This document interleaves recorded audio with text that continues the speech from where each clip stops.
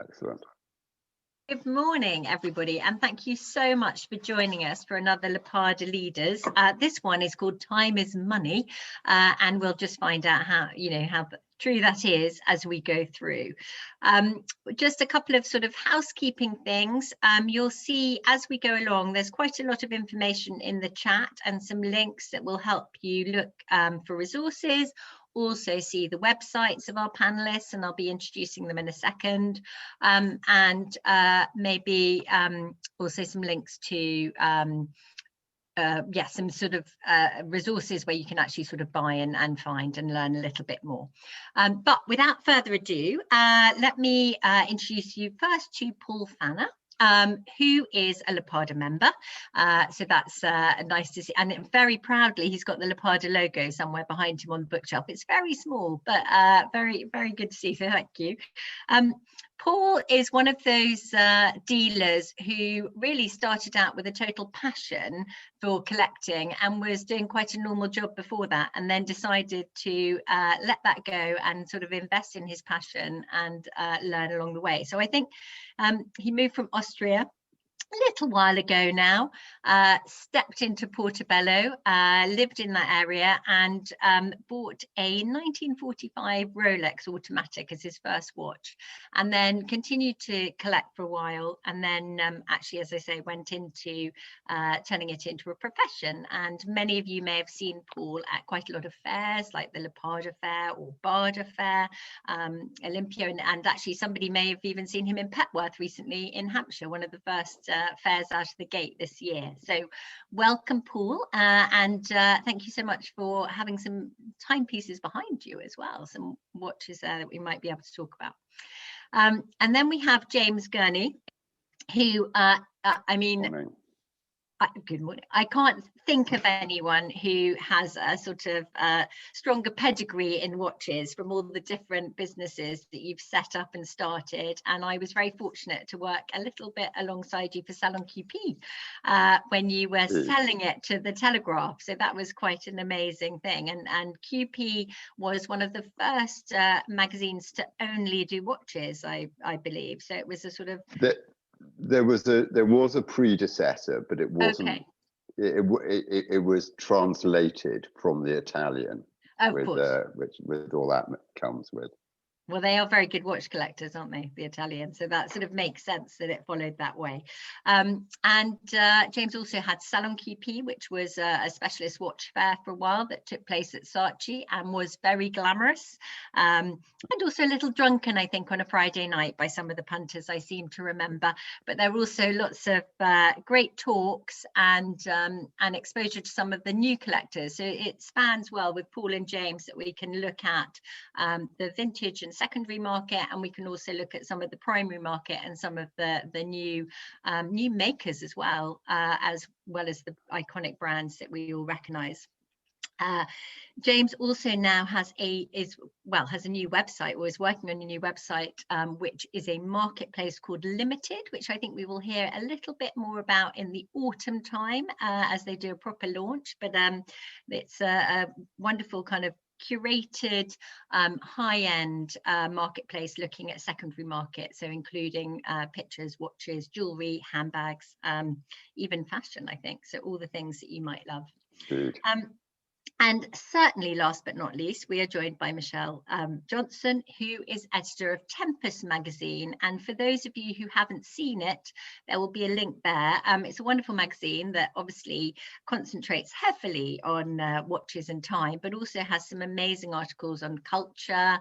I've seen one on Cromwell Place recently, and we might hear a little bit more about some of the stars that Michelle has managed to interview, particularly over lockdown, from collectors and sports people like Mo Farah to some of the head of many of the watch brands. So welcome, Michelle. And Michelle started on Tempus Magazine when it launched its digital platforms in 2017, but took over editor in 2019, I believe, sort of in the autumn ahead of COVID. So probably had quite a few months of normality and then suddenly went into this strange world.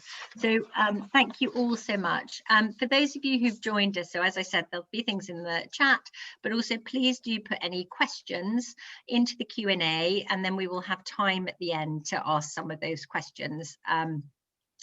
And what I'm going to do is I'm going to start with a generic question, which I will ask to all of you, and then we'll kind of go into some of the things later. So I know you're probably all sick to death of talking about COVID and the pandemic, but I do think that this marketplace has seen some quite interesting things happen during this time.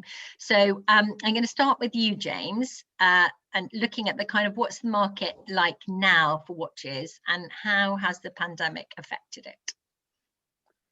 To go back to the start of it, obviously everyone panicked like nobody's business, you know, and, you know, people making plans for factories to sort of close down and lock down, and everyone's slightly running around like a headless chicken. But actually, I have to say the industry got its calmed down very quickly and started started sort of to react more sensibly to what was going on. And I think the fear is that, you know, with the pandemic going on, no one's going to be remotely interested in something as frivolous as a watch or something like that. But it turned out fairly quickly that people sitting at or working at home, you know, were quite interested indeed in expanding their watch collections. And where Chrono 24 came out with some sort of research that showed that right at the start of lockdown, collectors were quite aggressively demanding discounts, etc. But actually that disappeared, and actually prices started rising within a matter of weeks of the sort of first lockdown. Since then, the other thing I've really noticed is how the brands have upped their digital game. I mean, the watch industry, you know, I'm talking about the sort of the new industry, so to speak, has been historically terrible at digital, and has been a sucker for every terrible bit of digital snake oil, you know, for decades. But actually they did get their act together. They started working out how to sort of, you know, reach to journalists online and reach to consumers online. And, you know, you saw what was really interesting is everyone sort of mucking and getting their hands dirty. Brian Duffy, who's the CEO of Watches of Switzerland or group, was doing Instagram live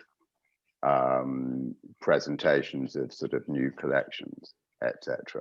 You know, so you know the big boss is rolling up his sleeves, putting his mobile on a little tripod, and off he went. So you know, there's a lot of innovation as well behind the scenes in terms of Louis Vuitton were quite quick to invest in sort of virtual presentation technology. So if you actually were in the store, even after the first lockdown, you see all the salespeople going around with the iPads and, you know, on the phone to clients going, you know, sort of, shall I show it from the left or the right?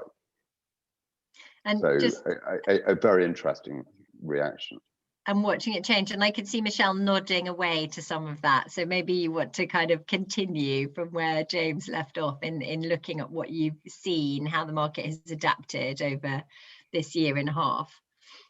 I think James is absolutely right with everything he's saying. That digitalization has been so exciting. It's been fantastic. I think I read that it was something like 5%, not just of watches, but of sort of the higher luxury sector had an online market before the pandemic, and now we've seen this enormous and incredible boom. And you know, we've heard from Hublot that they just fast-tracked their plans in a matter of months that would have taken years. And certainly the watch brands that have done well in this are those that have really embraced e-commerce and created limited editions that are perhaps online exclusives. And it's completely modernized the market. And Bulgari said it completely modified their mindset, which is a quote I loved from earlier in the year. And we also saw this dismantling of trade shows, which was another element I think was very fascinating to see for the new market, for the modern market. You know, Basel World, SIHH had just rebranded to Watches and Wonders, and their first Watches and Wonders ended up having to go very hastily online. But I think even before that, brands were sort of wondering, are trade shows really the best way in this modern age to reach their customers, to reach journalists, to reach boutiques? And I'm not sure that the answer was yes for many of them. And so this has actually given a lot of people, a lot of brands seem to be embracing a new way of reaching out and telling their stories on a more individual basis. And I wonder what Paula and James think of sort of how trade shows will develop, if they'll still be, you know, centered as they were in April, in I think one of them was July now. I mean, yeah, I think I should probably let Paul jump in there, but I've certainly got something to say on that. Oh, we'll go on quickly, because I'm going to ask Paul a bit more as well to go specific to the secondary market a little bit. So wait, what? Yeah, go on, James. As efficient as, you know, and as fundamental as the changes that the brands have made, it's a very industry thing to sort of believe in the next new shiny thing. Yeah. Else. Once the dust settles, you know, the watch trade shows had got bloated. They were far too expensive. They were in the wrong places. You know, there was all sorts of structural issues with them that was, you know, there before COVID ever turned up. You know, Basel died the year before. They will come back. They will have to be more targeted, but there is a value to touching and feeling and seeing and talking that you cannot replicate digitally. Absolutely. Yeah, I think actually just looking at it outside of the watch world as well, and in the art and antiques world, I think that all of these events, there's going to be a hybrid element, because of course you need that touch and feel, but also what we've been able to do is access people literally anywhere, so that they don't have to be there to touch and feel. So I can't see some of it going away. I think it will definitely have a hybrid element as things go on. But taking it a bit further, Paul, and into your area, just thinking about how the market is now specifically for the sort of the vintage and the high-end second-hand watches. How have well, it's still the original question. What the impact it had on the market? Yeah. Well, obviously, if you had a shop and you had to close it most of the year, it didn't help. The shift to the internet is quite obvious and took place, but newcomers had a difficult time. But if you have been around for a while and they have an established client base, business never stopped. In fact, it was very, very good. I was very surprised. And as the other speakers have indicated, prices rose quite significantly over the last 14 months or so.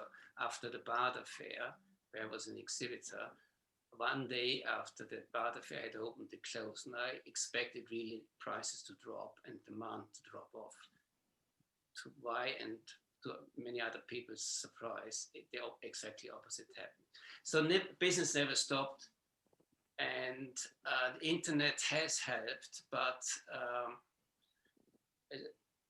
internet or not, business went on and did very well. So from my personal experience. Do you think that's a little bit, so obviously people are at home a lot of the time, and do you think did they just buy more, or were they editing and curating their collection a little bit and changing it up?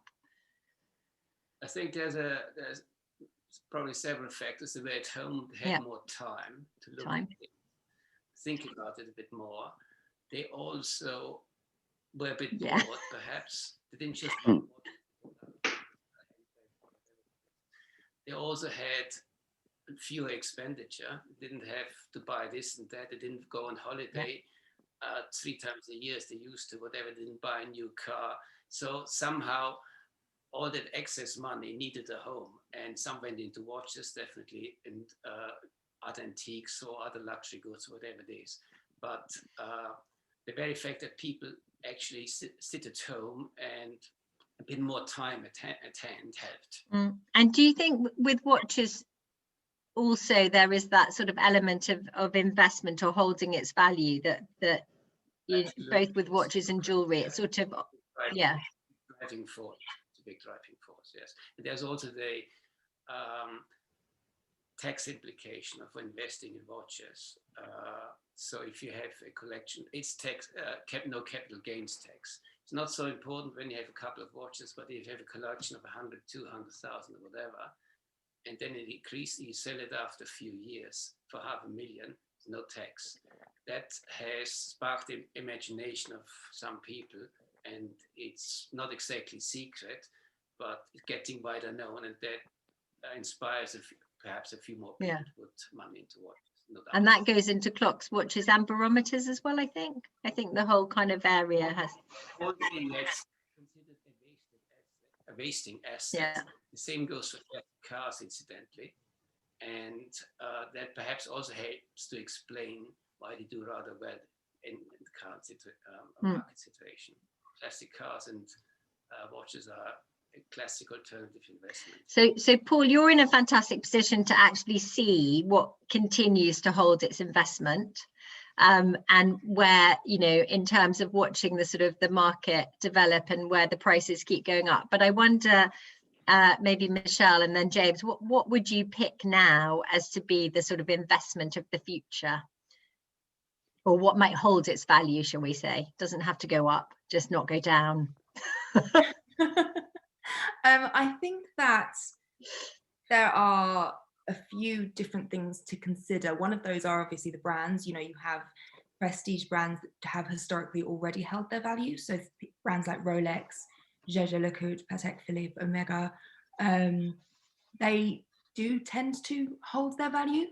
But then I think you also have, well, if you're looking to sort of brands for the future, it's almost, you know, you can tell from his history, but you don't really, it's hard to tell, it's hard to guess. I think Paul and James might have a much better way of guessing the future, but I do think certainly if you're investing in a watch piece, you have to be passionate about what it is you're investing in. So whether it's a brand that you love, whether it's a mechanism or a movement that you're interested in, whether it's the craftsmanship of the enameling, you know, there are incredible innovations happening right now, whether it's Panerai recent 98% recycled submersible that they released in Watches and Wonders. You've got Jaeger's incredible four-faced, the Reverso Hybris Mechanica, I think it was, which is just absolutely stunning. And I think these innovations are, they are really, really remarkable. So if you are going to invest in a watch, I think it's those innovations that are sort of quite captivating to the market. And then I love this idea of the flaws as well, actually not always being a historical flaw. I read recently, or we had an interview with a few vintage watch collectors who were speaking about the tropical dial effect from the, was it the 60s, the black dial that got encountered sun damage in, I think it was Rolexes and Omegas, and you know, that's now holds more value than if they had not been damaged. And I think that's such a fascinating story, and such a lovely thing to have that kind of piece of history. So I'm very keen on innovations, I think. I like innovations and the values of our flaws. Hopefully I'll just go up and up in value. James, do you want to add to that? Well, look, I mean, I think, you know, if you're looking to take advantage of that CGT exemption, you know, the straightforward answer is get on the list with Rolex, get on the list with Patek. You know, that's how you make immediate return on new watches. Same to a slightly lesser extent with Audemars, the rest maybe. If you're looking for value into the future, if you're looking for value in 10, 15, 20 years? I think the answer is different for two reasons. One is that I think the inflated value of recent Rolex and Patek is just that. It is just inflation. It's because this is a market that presents the illusion of fair information, and it doesn't. There's a lot of smoke and mirrors sort of going on. This is not, I think Patek and Rolex are actually, funnily enough, in quite a difficult position because they've got to, they're both thinking of what's their brand value in 25, 30, 40 years time or longer. But nevertheless, what they're doing now in terms of what they choose to produce has an outsized effect on the price of recent pre-owned watches, so that when Patek Philippe discontinued the Blue Dial, Nautilus, the prices went through the roof.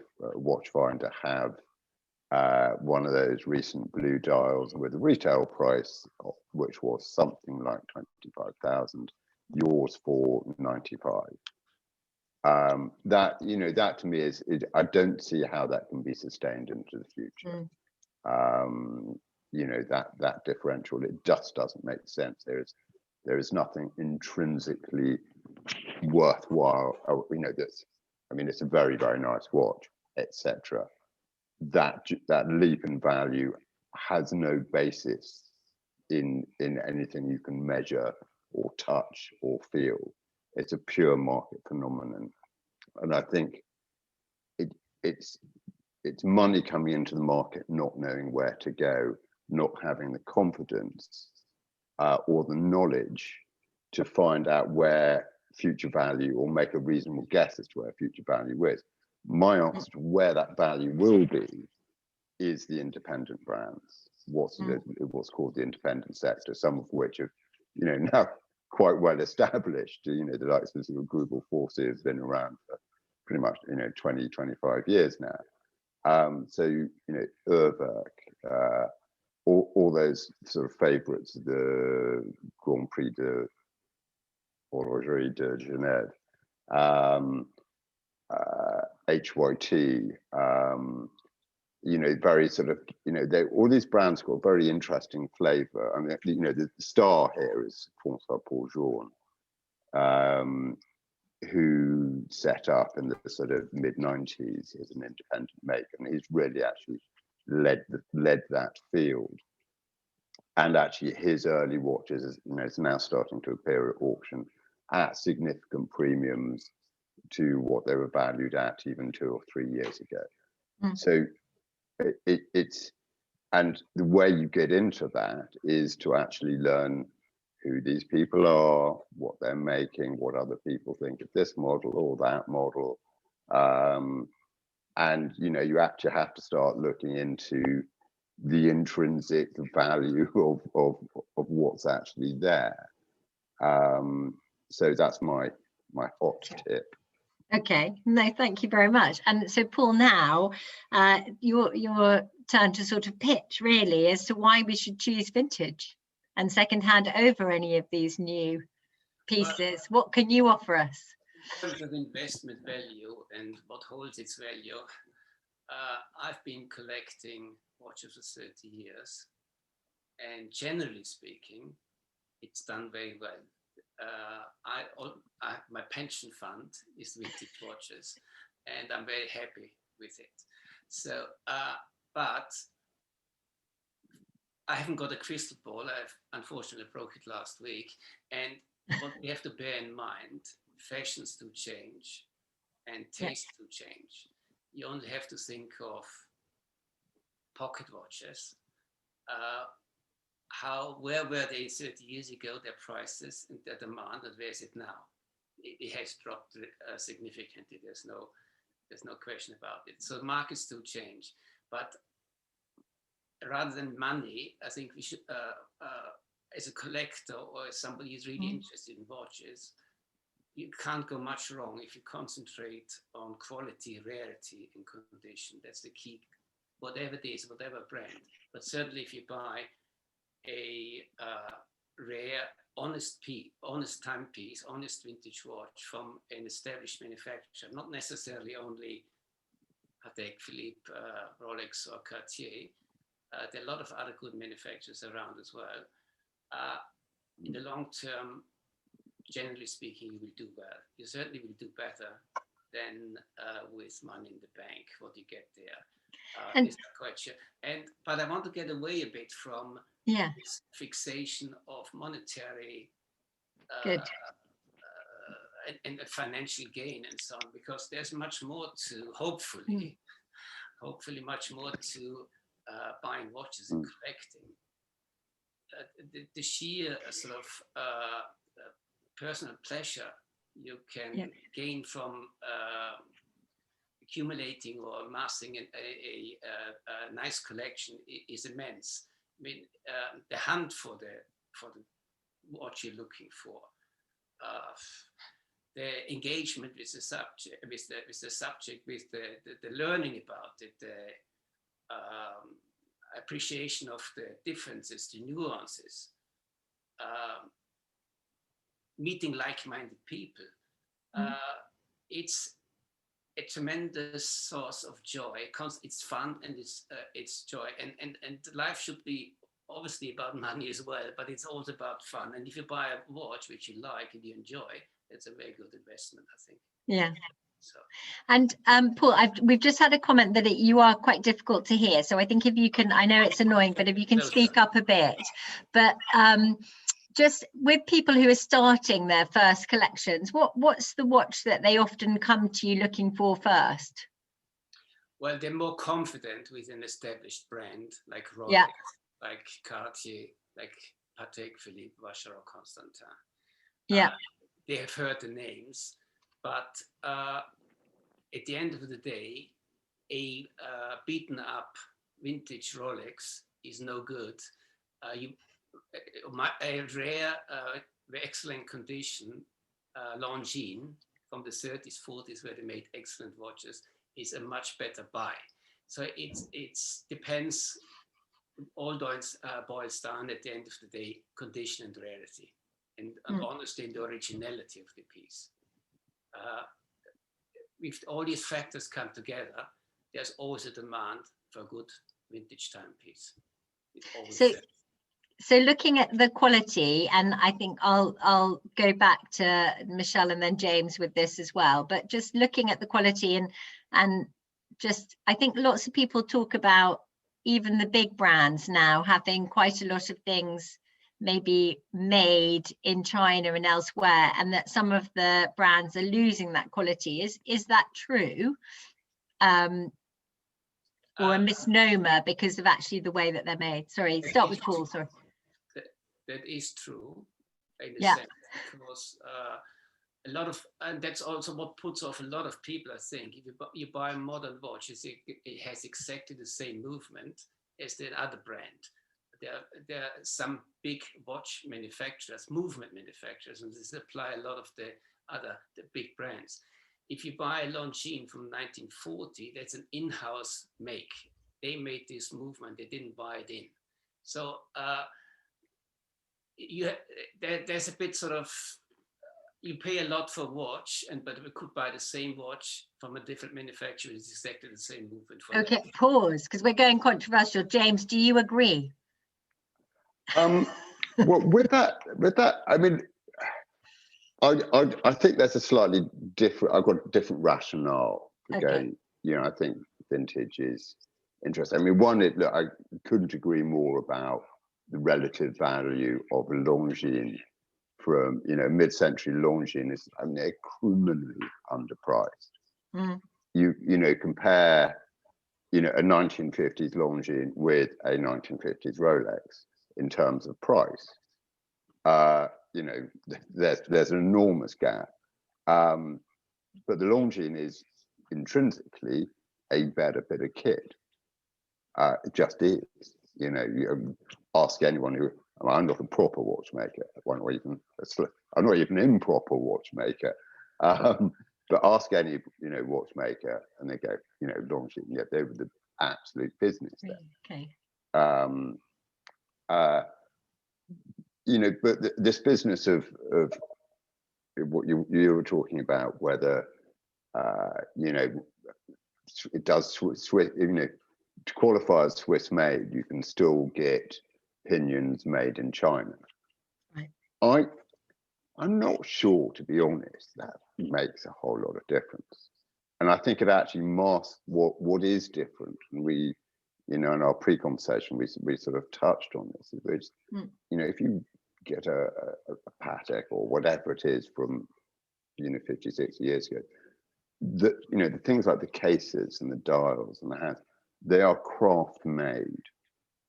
They may be made in industrial qualities, but they're craft made in a way you just don't get now, in a way that you couldn't get now, because the making technology now is so good that it would be criminal not to use it. You'd be mad to hand make a case, because actually intrinsically it's just not as good. But with that, you lose some of the soul. You just do. And there's no way to really square that circle. No one sort of no one sells horses and carts because they've got more soul. Or at least, there's not many buyers for them. Do you know what I mean? If you want a car, or if you want to move around, if you want more soul, you may go as far back as something that's pre-unleaded petrol. But you're not, you can't go back to the horse and cart. However beautifully your Landau might have been made, and however finely matched, the sort of the stallions drawing it are. It's the same thing with watches. You can't go back then. So modern watches, I think the idea of who's making exactly which screws in house, etc., is like, I'm not really that bothered. They're making to a price, and the thing is that if the design, the soul of the watch, as much as it does have one, and they do, it resides elsewhere it resides much more in the design. So actually, contemporary design, I would say, is stronger than it was 50 or 60 years ago.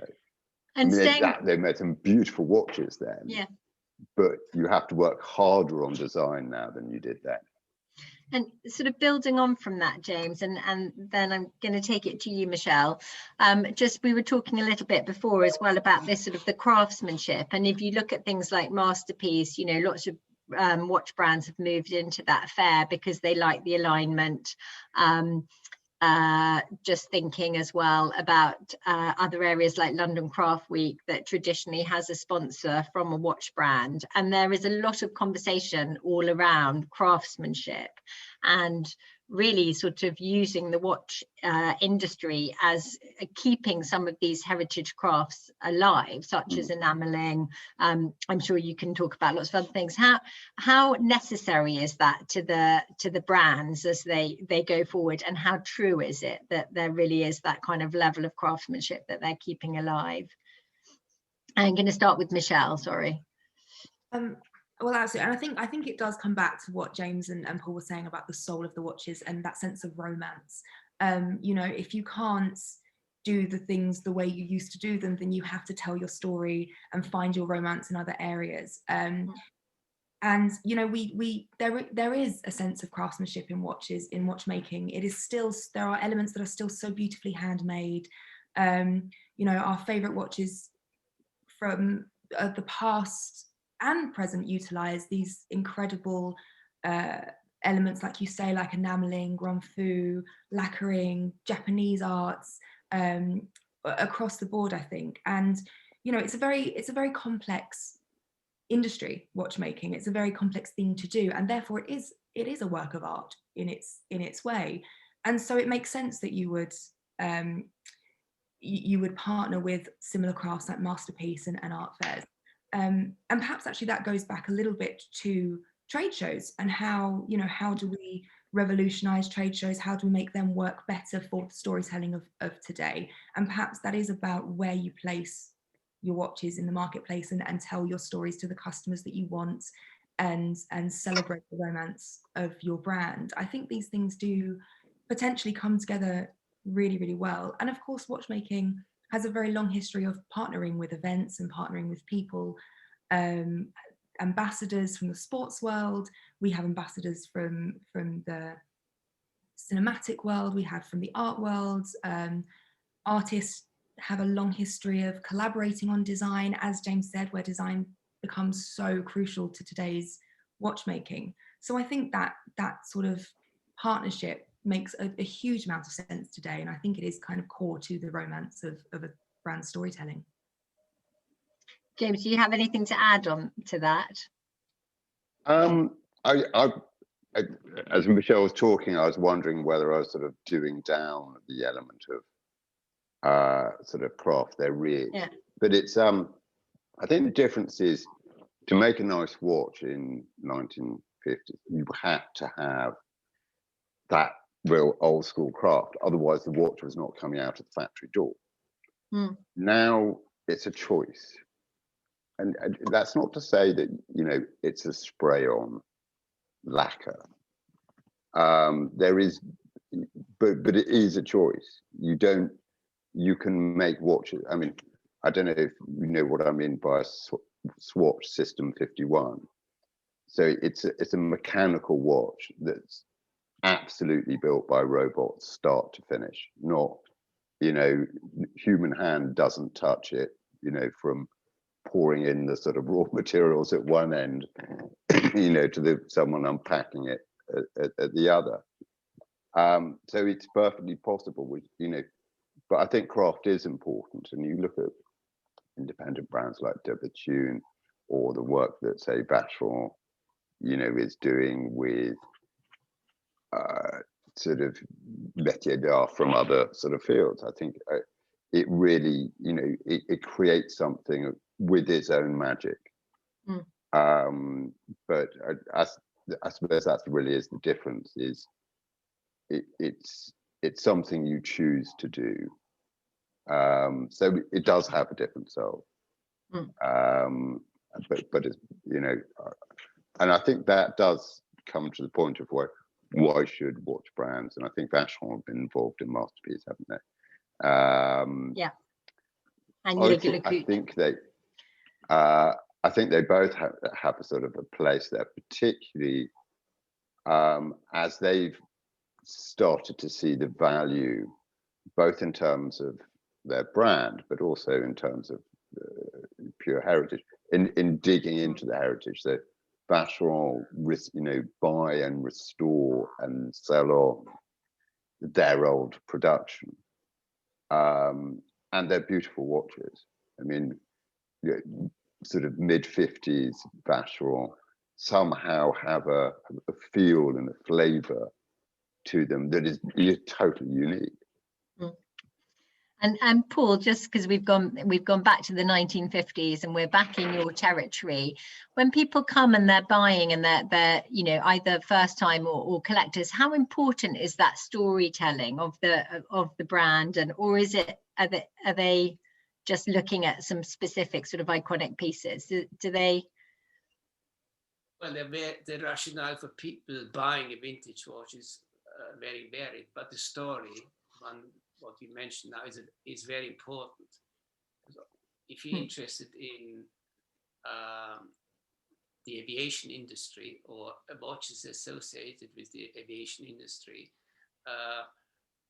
the Longines Lindbergh from 1930s was a groundbreaking watch. Or if you what for some of us who don't know, why is that one a groundbreaking watch, Paul? It's the first. He designed it, and he crossed the Atlantic on a plane for the first time in a watch, and he navigated, and he needed a watch for that, and Longines built it for him. But for instance, if your grandfather or your father or a relative was in World War II, he was fighting the Battle of Britain the RAF pilots, they were wearing Longines Omega watches. You see this watch there from the 1940s. You buy into that story. You can relate to it. It means something to you because your grandfather or whoever, your relative, wore the same or a similar watch in the 40s, and that appeals to people. It speaks to them. That's one of the key parts of a vintage watch. People buy into the story, and they can relate to it. That's so important. And also those watches, you know, I mean, and this is, we were talking some time ago about sort of intrinsic sort of, or value you can feel as opposed to pure market bubble value. And these watches are important. You know, the Lindbergh watch, you know, that was an important technical development. These watches, these, what they call the Longines and Omega watches worn by British pilots, etc., they were built to a specification, you know, on order from the British government. And that specification actually really moved watch technology forward. You know, and not sort of radically, but it set out the pattern of, okay, what do you actually need a watch to do? You know, and it turns out it's got to have a super precise movement. It's got to be ultra legible. It's got to be anti-magnetic. You know, all these sort of qualities suddenly come together. Sorry, Paul. Well, these you touched upon it absolutely rightly. These were the original tool watches. Tool watches, everybody talks about it now, but they were made for a particular purpose and for a particular use, for the navigator in the plane, or for the military, a diver's watch, whatever it was. They weren't really necessarily aimed at the public. Originally, they were the military watches, obviously aimed at the military to do a certain job. And this is, buyers understand that, they like that. It has a soul, this watch. Could have been the Suez Crisis, it could have been wherever there was a conflict. You tap into the history, not just of the watch, but of the wider environment. And that is a bit like buying a medal. You don't buy a medal necessarily because it is very well made or anything. The story behind the medal, who was wearing it, where was it, what did it do, why did somebody die for it, or why did this watch end up in the Ukraine, a German watch, all this military watch, whatever.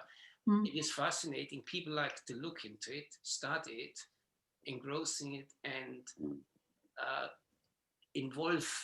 get involved with the watch. A modern watch, maybe as beautiful as it is made, and how technically advanced and beautifully engineered it is, Swiss are marvelous, no doubt about it. It hasn't got that soul. It hasn't got that story to tell. But we may have that's exactly what I was going to say. I think we may have the stories to tell in the future, because obviously we're going through a kind of a massive thing ourselves that you know, in 20, 30 years or 50 years, there may be a story there. And it strikes me that we're speaking in the main, and maybe I'm wrong here, but about male or men's watches. Perhaps we could move a little bit into some of the women's watches, and when you're kind of and I'm thinking, you know, sort of maybe the typical Cartier dress watch has its own glamorous 1920s 30s story to tell, but perhaps we could touch on some of the collectibles in terms of the secondary and primary market for women's watches. Maybe James, you look like you are ready to say something. Well, okay, well, I didn't ask you that before. It just strikes me that we're being very male-centric. You know, I'm about to offload my small stock of knowledge here, so I thought I'd get myself out of the way. Yeah. No, but it's what's actually quite interesting is a lot of the most interesting contemporary watches have, you know, mechanically interesting, have been for women, you know, as sort of jeweled cocktail watches, whatever. You look at what Van Cleef and Arpels have been doing over the sort of last dozen or so years. I mean, they are really, really very clever watches indeed. You know, but they're called things like sort of Midnight in Paris and are absolutely beautiful, you know, almost edible watches that, you know, I don't think I could carry off myself, put it that way. I'm sure you can. Well, with my high heels and yeah. But there's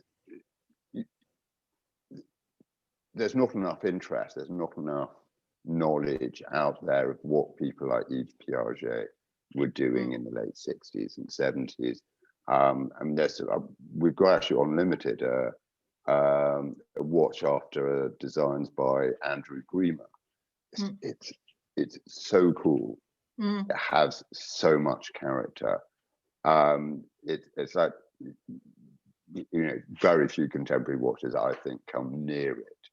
And I have to say, I'd love it. Again, it's, you know, not something for me to wear, but and the thing is, it's with women's watches essentially having the license to be more decorative, one way or another. They have pushed the boundaries, whether that's right back in the 30s with Jaeger-LeCoultre 101 movement that's like the size of a match head. That was made because, you know, it's got to have a movement in it because it is a watch, but this is the amount of space you've got to put it in, and that's that. So I'm always quite intrigued by this, about how the demands of women's watch design really create something special, whether it's in, you know, the mechanics or the techniques, decorative techniques. And Michelle, are there some female watches and some brands that you think are doing female watches sort of the best at the moment? I think now we're getting some, like James says, I think the mechanisms, the mechanical aspects of women's watches is, you know, just as extraordinary, if not often more, because it's often smaller. I think we're seeing some really beautiful high jewelry watches that are again coming into this storytelling of sustainability, whether it's, you know, different jewels rather than just diamonds, whether it's Chopard's ethically mined gold, and there's an awful lot of watches that are almost just exactly the same as men's, just maybe a little bit smaller for the wrist, or even unisex watches or gender neutral watches. And I think that's very interesting in and of itself, as how we treat women's watches differently, because perhaps actually the reason we don't speak very often about women's watches in this context, and I may be wrong, Paul, please do correct me, but are we just lumping women's watches in with jewelry and other women's vintage fashion, so that suddenly, you know, we're not looking at the mechanical beauty in the story in and of itself, we're actually looking at the watch and the earrings and the necklace as part of a fashion look, and so the soul of the is perhaps a little bit lost. So I wonder if that's a little bit of why I don't often see much talk about vintage watches. Do you agree with that, Paul? That well, in terms of vintage watches, only men buy vintage watches. They buy for themselves, for their girlfriends, their wives and daughters. Nothing could be further from the truth. Totally wrong. Oh, good. Women are a massively growing force in the vintage market. They're obviously independent now, they own their own money, and they know what they like. And what they like, for instance, what I've really noticed, and if I just pick something from the back here. Oh, yeah. They like 1950s, 1960s gents watches. Hold it up a little bit. Yeah. Which are bigger than traditional vintage watches for ladies. They have a good size, but not too large. So women, in my experience, buy a lot of vintage watches originally designed for men. But in the 50s, 60s men's watch, of course, is not quite as a bigger piece of watch what you have today. So They are definitely buying. They love it because they want something different not everybody else has got. And of course, there's this element, does it go with my jewelry? Does it go with the rest of it? But a good classic watch, you can wear with a dress, you can wear with jeans, it always looks good because it's different. Simple as that. I put it back. Wow. Music is cool. I love that. Can I add something to that? I think, you know, I don't want to do Swiss down here, but watches for women over the last century have been made mostly by very male, very conservative companies, and they haven't always got it.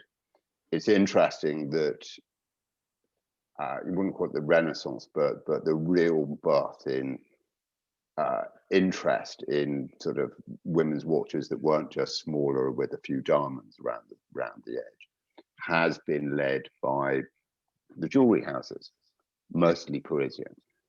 So whether it's Chaumet, Boucheron, Van Cleef, Cartier, all that lot have really changed up, you know, what a watch for women can be. And if you don't see a lot of vintage women's watches, it's really so they, you know, weren't terribly great as watches and they weren't terribly great as jewelry. If you do what I mean, there are some beautiful cocktail watches from the 1930s, etc. But compared with jewelry that was going on then, well, they're all right, but they're not that. Also, they were. And that's just my opinion. I can see we've got some questions and our time is running out. So I was going to ask you one final question, which is probably a sort of a little bit of an obvious question, but one watch each of you that is possibly just out of your reach that you absolutely covet and would love to own, what would that be? And I'm going to start with Michelle. Or not, if you I think I feel like my answer has changed during this conversation thanks to Paul's fantastic wealth of knowledge.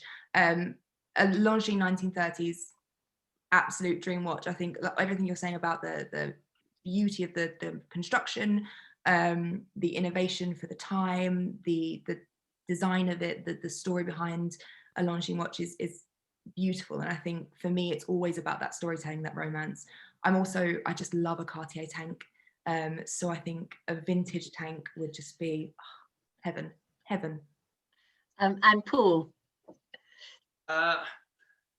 Well, my desires do change a lot all the time, and I do wear a watch, and then after a week I wear another one, and after the next day I wear another one. It goes past the job, which is makes it so interesting as well. But I always wanted a very nice minute repeater, and I bought myself recently one, a Patek Philippe minute repeater made by Patek for Tiffany. I want a better one now. It can't go much better, but there's always something on the horizon. Because you can't get it, you can't find it. That's when you want it. Yeah. And when you have it, of course, the hunt goes on for the next big find. I love it. It's an ongoing journey. And James, have you? No, honestly, it's like, you know, it changes minute to minute what I want. My virtual collection is enormous.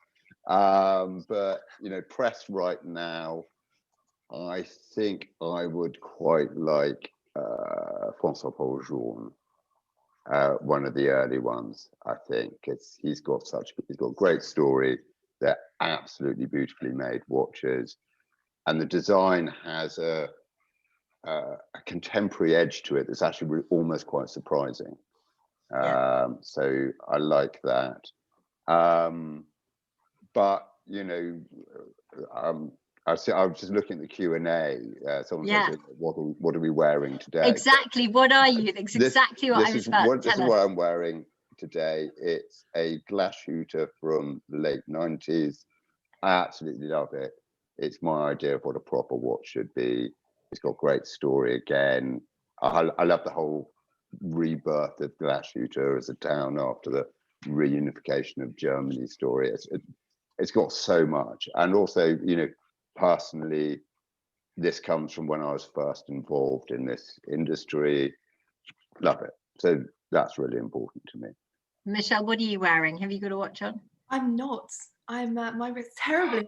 That's because you're waiting for your Cartier tank, isn't it? I'm going down to Paul's later. Freya, out of curiosity, what's your dream watch, Freya? Oh, I think I've got a little Rolex on, but I think I'd probably just go for a Jaeger-LeCoultre sort of Reverso, but with something private on one side maybe, but a nice old one. I think they're rather, just very simple, very elegant, right size for my wrist. Can I do someone's question about Tiffany and Swatch? Yes, do all of them. I was about to ask them, but go for it. But you have to read out the question first, so we know what you're answering. Okay, so what was your opinion of Tiffany when Tiffany bought Swatch? Right, it's actually the other way around, and how it affected and why did it? It basically it went sour. Yeah. And I think it was because that the deal was done at the very top, but the companies just didn't understand each other. And actually at that point, Tiffany was going through a moment of change. And so, they just missed each other. And the Tiffany watches produced under Swatch were horrible, basically. And they just missed each other. I don't think it's anyone's particular fault. It's just a deal that shouldn't have been done. Because, this is Tiffany, who in the 90s were using really interesting designers, people like York Husek and, producing really beautiful things, and have this reputation of working with Patek. Patek's historic HQ in Geneva was actually built as a factory for Tiffany & Co, weirdly enough. And they have this relationship where, Tiffany's Fifth Avenue has a sort of Patek boutique in store, and they are much sought after, as Paul has demonstrated. I think, but what I was quite interested to answer this question, obviously, Tiffany's been bought by LVMH. LVMH own Hublot, Zenith, Tag Heuer. I can't think who else, but they have proper watch knowledge. And I'd love to see a contemporary Tiffany design with a Zenith El Primero movement, that sort of thing in the future. you need to go and it's another slot in my virtual collection. Yeah, you need to go and provide your consulting services to them quite soon. Well, yes, indeed, Mr. Ono. I haven't got his phone number. Can anyone share? There was another question about vintage Tudor watches. Do they ever pass through your hands, Paul? Do they have Tudor watches? So the vintage Tudor watches, do you ever sell any of those or see some of those on the market? They have been growing in popularity greatly because the models they brought on the market extremely good value for money. They're well designed and look very well, and has raised the profile of the old vintage Tudors. There's growing interest in them, and the prices are rising, and they're actually beautifully watches which were very much undervalued compared to the Rolex. It's the sister brand of Rolex, obviously, and they were always left behind a lot. They're catching up big time. They haven't got the depth of models like Rolex has, but you have a Tudor diver's watch. The Tudor Submariner is exactly the same as the Tudor, almost basically as the Tudor the Rolex Submariner. I don't sell them a lot because they don't come a lot my way, and I've been specializing in Rolex rather than Tudors, but if a nice piece comes along, and if you see a nice piece in all regional condition, it's definitely a watch which offers excellent value. Thank you, Paul. And just before we go, the last question, I'm going to turn to you, Michelle, because I think you've already started talking about it a little bit, about contemporary watchmakers embracing sustainability, talking about those recyclable materials and things. I think sustainability is I don't want to say it's a buzzword, because I think it's a trend that is going to absolutely last throughout. We have to tackle the problems of the climate crisis. We have to tackle the problems of ocean pollution, and as luxury brands that are already watchmaking itself, I think James made a fantastic point that, you know, watchmaking itself is an incredibly sustainable industry. And so, you know, you're dealing with incredibly high levels of craftsmanship, you're dealing with small communities of watchmakers, you're dealing with high net worths and very affluent buyers. And so you're kind of in a perfect place to partner with charities that might, or philanthropic organizations that might be raising awareness of or actively cleaning the oceans. You're in a position to use materials and make a choice on the ethical nature of the materials that you use. I think watchmaking is really leading the way.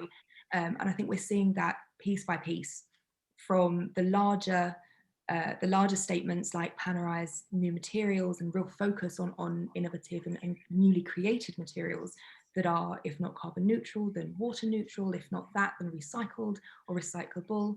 And then you have high jewelry brands who are thinking very ethically about where they're getting their gold and diamonds and gems, and can we do more with other gems, with more popular gems that are perhaps not classically thought of as incredibly high end, but are incredibly beautiful and incredibly rare. I think obviously not watchmaking, but a jeweler, Fawaz Gurney, we interviewed him in Tempus quite recently, and his new onus is to bring amber to life. So he's playing with amber in his jewelry, and he wants to make amber the new black diamonds. And obviously black diamonds is what he made the new diamond when he was working with de Grisogono. So I think there's a huge opportunity to play with materials and do something new, to create the storytelling that perhaps, like Paul mentioned, might give a bit of soul to watches for today that we perhaps don't have in the way that we do with vintage watches. Well, and of course, just on the sustainability, there's nothing more sustainable than just buying a vintage watch. Exactly. They last forever. They last, watches, if looked after, last forever. With that, I'm going to say thank you so much, because we've run out of time. So thank you, Paul, James and Michelle. Thank you also to Cultural Communications, who brought us all together, and to Gillian, who's been powering the webinar behind the scenes. And if you want to join us for the next edition, it's at the end of July, and that will be about sporting art, timed to coincide with the Game Fair. But thank you very much for joining us this morning on LAPADA Leaders. Bye. Absolute pleasure.